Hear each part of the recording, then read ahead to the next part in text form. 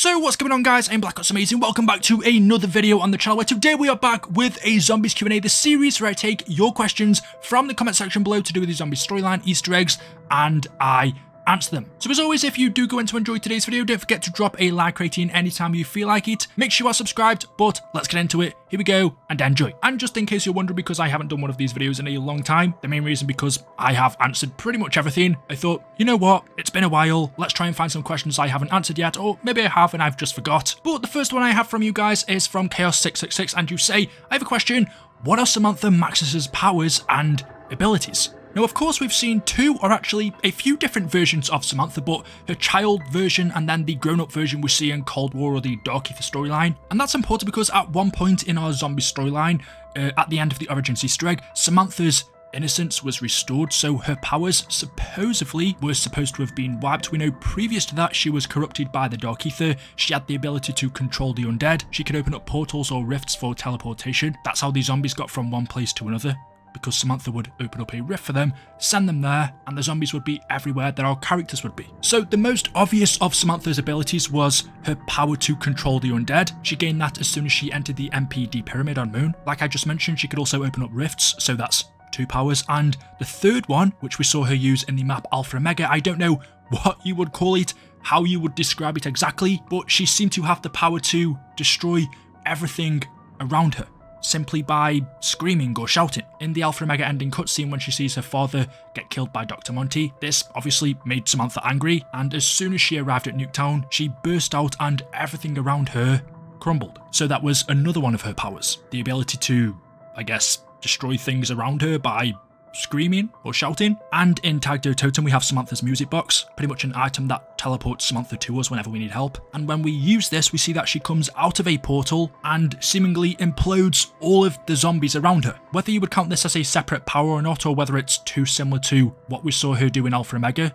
destroying everything around her, maybe this is the same power, how she destroys the zombies. So yeah, those were her child powers, but we also saw a different version of her in the Dark Ether story in Black Ops Cold War, once the multiverse came to an end and Samantha entered this new universe, where once again we know as a part of this story she became corrupted by the Dark Ether and gained a few other powers that we didn't see before. First off, the ability to fly. We saw her do that in the Forsaken ending, and what we also saw her do was shoot kind of like Ethereum from her hands. It looks similar to Ethereum crystals, but she shoots purple Ethereum from her hands. She could also open up rifts in the Dark Ether story, just like she could in the Ether storyline. The only power that we didn't see her have in Cold War, which she did have before, was the ability to control the undead. So as far as I could count going through all of the maps and just on memory, she had 5 or 6 different powers, which were controlling the undead.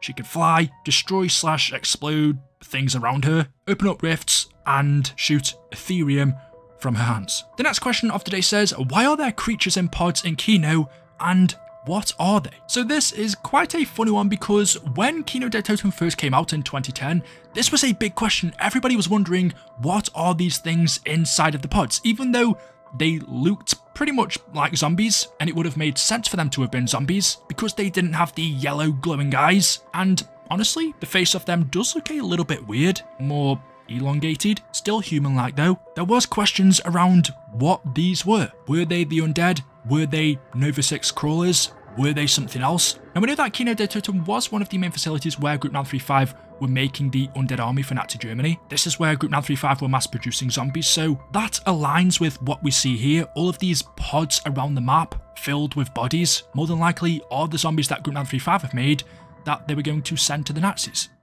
The test subjects have been undergoing treatment for 5 days with little progress. I have been assured that given time, the programming will take hold.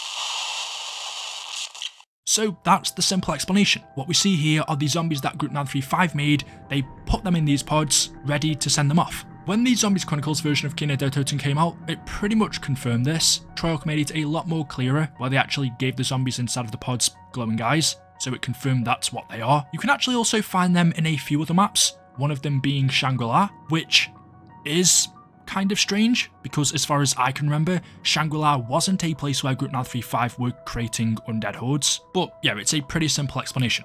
The next question from Ash says, so is the Chaos story connected to Ether now? And the answer is yes, kind of. Chaos is connected to the Dark Ether story, which is also connected to the Ether story, but I guess it's not a direct link since the multiverse came to an end. But everything that we see in the Dark Ether story, Samantha, Rick Toten, Weaver, etc., everything from Black Ops Cold War and Vanguard now ties into the Chaos story with Alistair in the crew. And we learned this because in Vanguard Zombies in the map Kino Numa, we hear Kraft tell us this. It reminds me of when I studied the writings of Alistair Rhodes, an amateur demonologist and personal hero of mine. Rhodes wrote about different objects of power that he called sentinel artifacts, but I was never able to find out exactly what they were.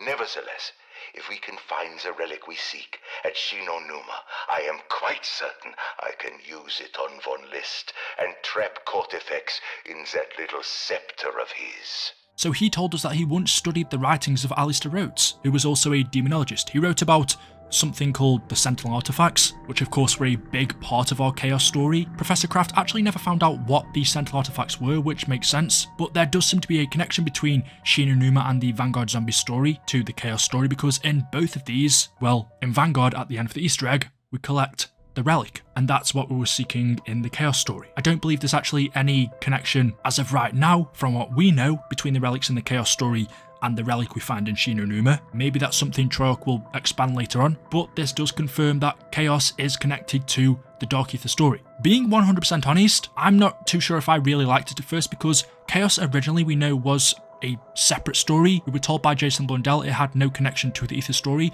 and that's still true because it's connected to the Dark Ether one, not the Ether one, so it wasn't a lie. But I don't know, in the back of my mind I kind of still wish it was kept separate, because the Chaos story is so complex in on itself, and our Dark Ether and Ether story is also a very complex thing, so trying to combine these two together now to make them make sense and come together, I don't know, especially because Chaos was more mythology, whereas Ether has always been more science or science fiction. Putting these two together, in my opinion, might make it even more unrealistic than what it already is, even though zombies isn't realistic at all. But mythology is a lot different to science and I guess even a bit of fantasy. That's how I would describe Black Ops 3 Zombies, for example. Shadows of Evil and maps like that with H.P. Lovecraft. But yeah, Chaos is connected to the Dark Ether story, which is Black Ops Cold War and Vanguard. Maybe I'm just saying that because I could never really get into the Chaos story, which is a little bit on my part and a little bit on Treyarch's as well for not making it as interesting. That is a personal opinion. It should have been a thing in its own game instead of going alongside the Ether story, because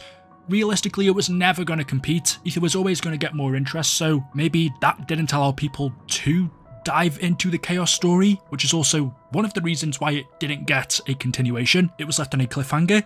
Maybe this is a way that Treyarch could continue the Chaos story. If they integrated into the Dark Ether one, they could continue to tell the Chaos story through the Dark Ether story. We could hear radios of what happened after Ancient Evil, for example, but it is something to think about. So there we go. Let me know your thoughts in the comment section below. As always, hopefully you've enjoyed the video today. If you have, drop a like rating. Make sure you are subscribed to stay up to date with the latest videos on the channel. Thank you all for watching, and I will see you in the next one. Until then, goodbye.